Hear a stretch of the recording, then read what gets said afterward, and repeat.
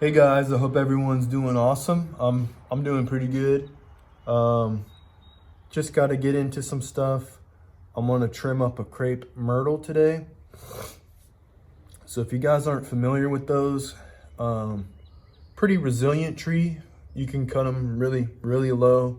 It'll come back kind of like a bush, or some people let them grow and kind of thin them out. That's technically the proper way to trim them. Let them grow, and then if they got like a diagonal shooter or something, then you trim that off and let the tree grow up. But down here in the south, they do something. They trim them back basically every spring. Sometimes they even trim them in the fall, or sometimes in the summer. Depends on who you are.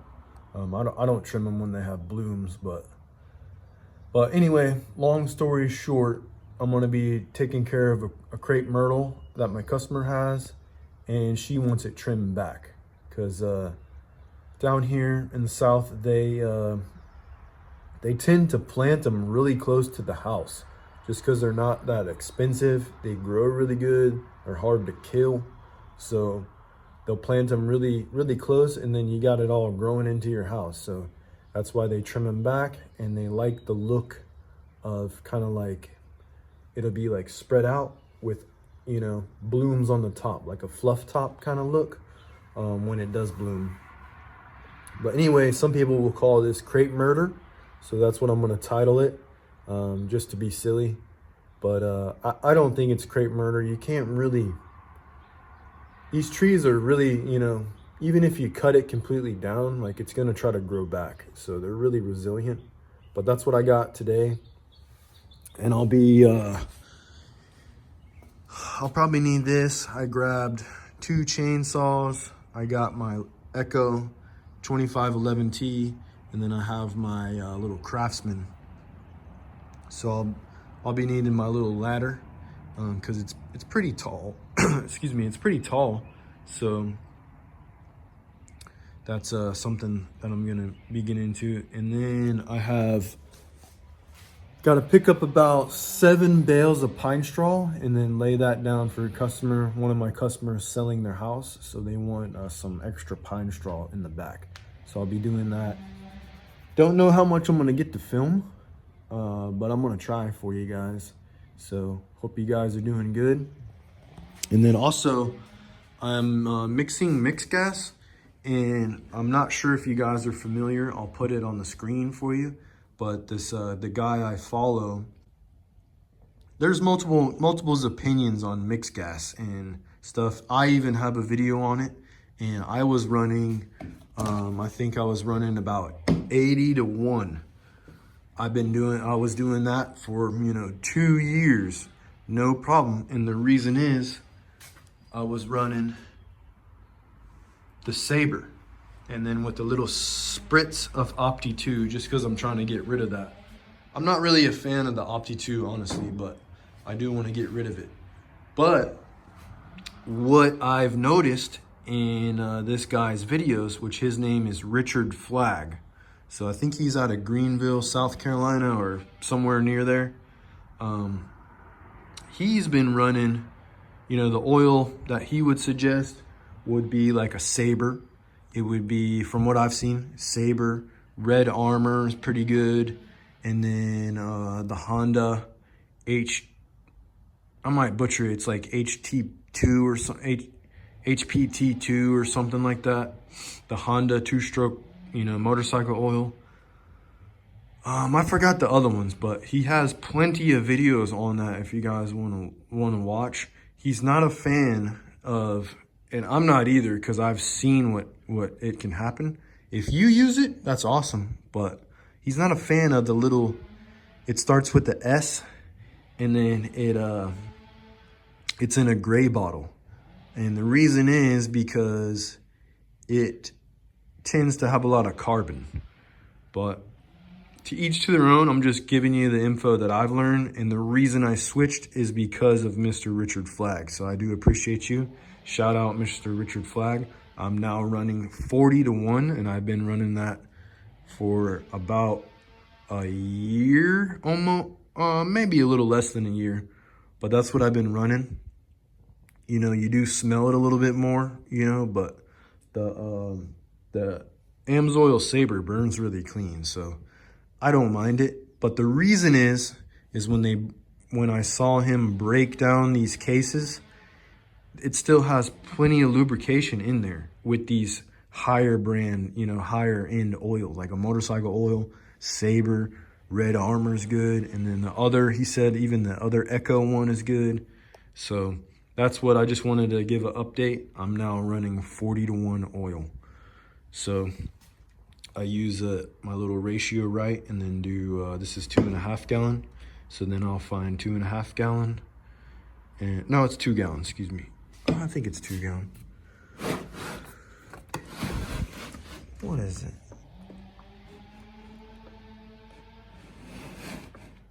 Where is it? Yeah, 2 gallons, excuse me. But yeah, just find 2 gallon, find 40-to-1, pour your oil, pour it in there, mix it up real good, and then you're good to go. So pretty simple.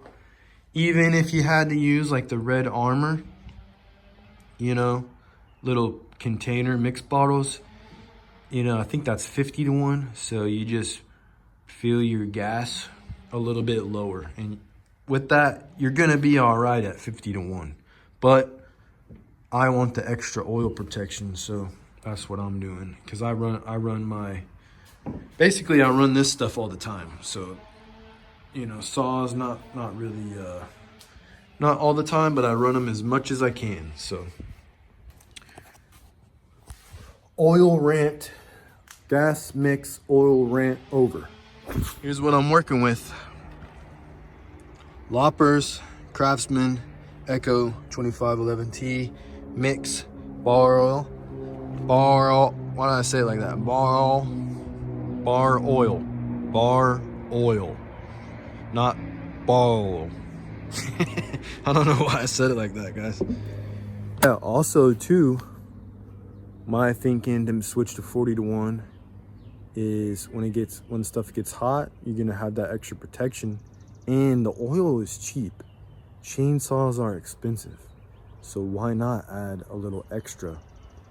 In my mind, you know, it's like why not change your oil more often than not? It just makes sense to me. So do what you guys think you need to do, but I'm just sharing what I'm doing. Guys, I picked up the pine straw, got 7 bales. I forgot, it was almost, I don't even remember how much it was. It wasn't that expensive. But yeah, this stuff is supposedly the good stuff with a long needle. So it's what you want down here in Georgia. That's what's desirable. So pretty nice looking stuff. Nice people there too. All right guys, here's the crepe. You can see it's got a lot of fingers. That's what I call them. Well, that's above the knuckle. So I talked to the customer. What she prefers is she wants it a little shorter next year. So she's gonna want me to trim them. All right, see where the fingers are? She's gonna want me to trim them right underneath the fingers, if that makes sense. So the opposite of this one, see how the little fingers come up and then you got the knuckle? So she wants them under the knuckle. So basically next year she'll get more fingers. And the neighbor, this one has some really long fingers, so then when that thing grows out, it's gonna have two knuckles. So then they're gonna have to trim it extra next year, or they might trim it again like that, who knows. But yeah, see how it's crepe myrtles are very subjective. There's one, there was another on that side, but there's one, and then there's 2. So that's what I'm saying, guys. Everyone's like, oh, that's crepe murder, this is crepe murder. You know, it's just trimming crepes, guys. There's a bunch of different ways to do it. You could literally trim it right here if you wanted to, or you could cut it in half. It's whatever you want to do. It's your tree. So this is what the customer wants to do. So that's what I'm gonna be doing. And I'm gonna trim these little stringers, saplings off.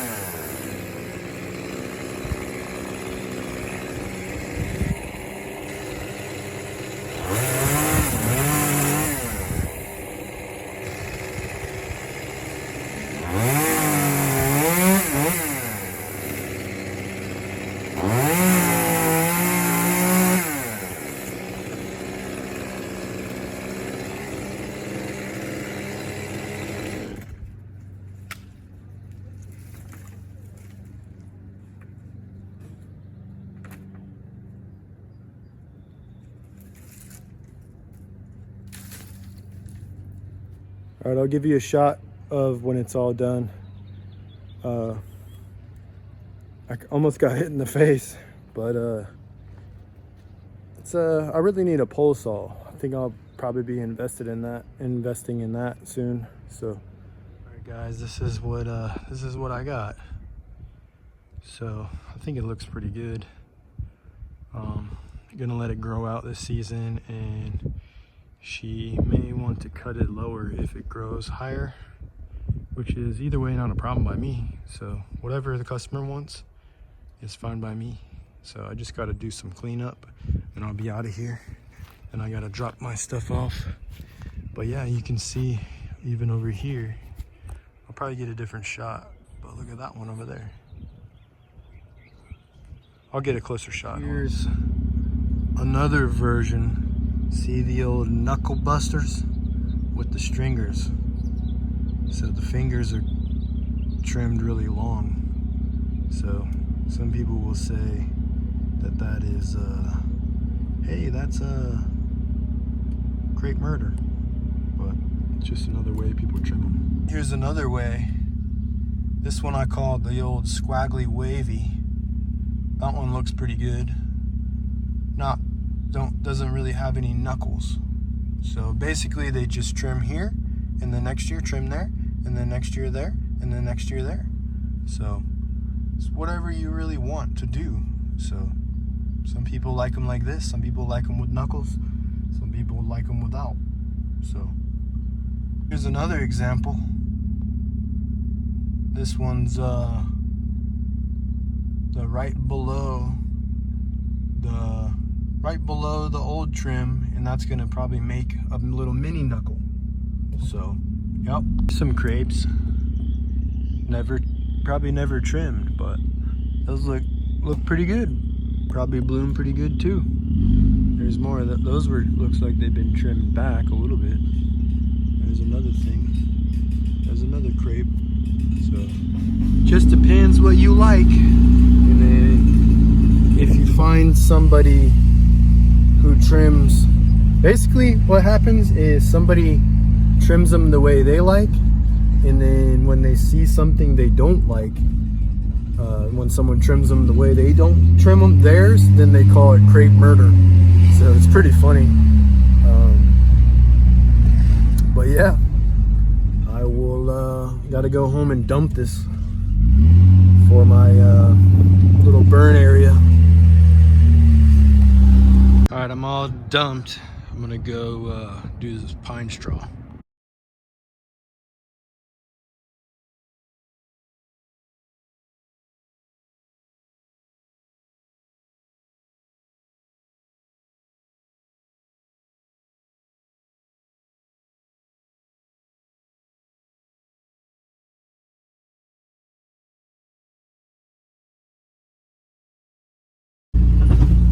All right, guys, I didn't get any footage of the pine straw job, but I will include some pictures. Didn't take me that long, but I was just trying to kind of speed through it because it's getting later in the day, and I want to get through it. So, but yeah, I picked up this is to kind of help the customer. I picked up, she had some spare, some old firewood and like a couple other little items. It was like an old ladder, just little things like that they, because they moved to Germany. So, because the husband, I guess he's in the military. So they kind of had to go in a rush, and they were going to rent out the property, but they decided they're going to sell it. So they have a couple items that was left behind. So I just was being a helper and trying to help out where I can, So thanks for tuning in, guys. Catch you on the next one.